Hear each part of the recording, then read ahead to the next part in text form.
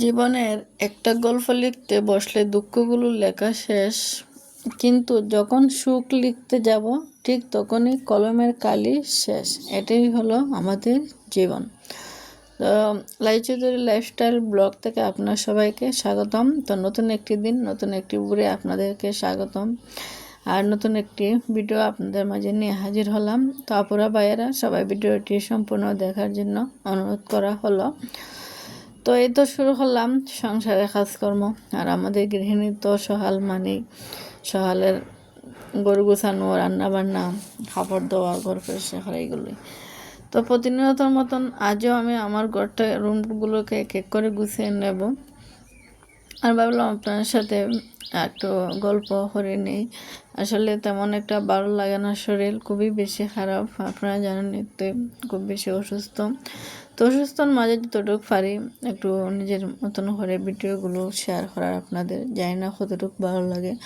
আর ভুল হলে একটু ক্ষমা দৃষ্টিতে দেখবেন। আর নতুন যারা আমাদের অনেক আপুরা ভাইয়েরা আছেন পুরাতন, ওরা অনেক অ্যাক্টিভ, অনেক কিছু জানেন। আমরা হয়তো নতুন এই প্ল্যাটফর্মে কিছু জানি না।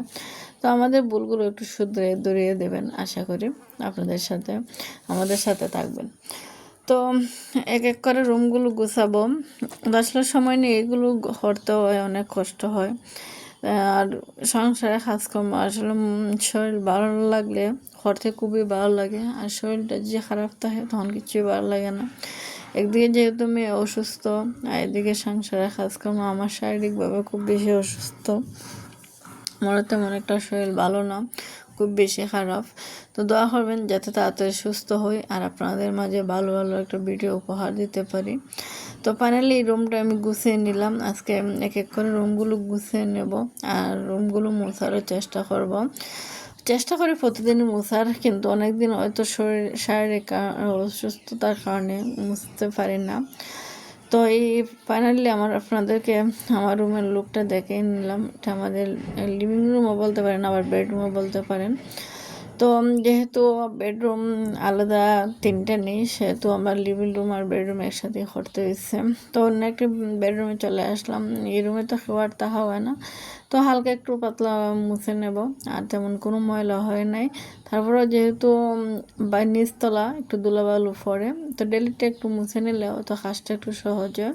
তো আমি ডেলি একটু ঝাড়ু দেওয়ার আগে আর মুছার আগে এগুলো সবসময় পরিষ্কার করে নিই। এগুলো ফার্নিচার খুবই পরিষ্কার করা কষ্টদায়ক, একটা বিরক্ত হওয়ার।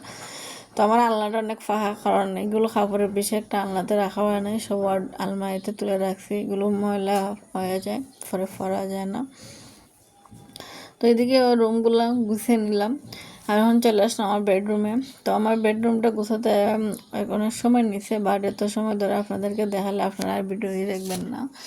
তো আমি যেহেতু আজকে স্কুলে যায় নাই, তো এখন একটু লেট করে উঠছে, তখন ওর কাছে ব্রাশ করতাম, আমি দিকে ফাঁকে আমার কাজগুলো গুছিয়ে নিতেছি।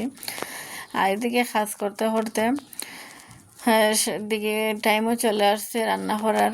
আর দেখবেন রান্না করতে কিন্তু প্রচুর সময় লাগে, সবজি টবজি কাটা, আবার রান্না করা, গড় গুছাও।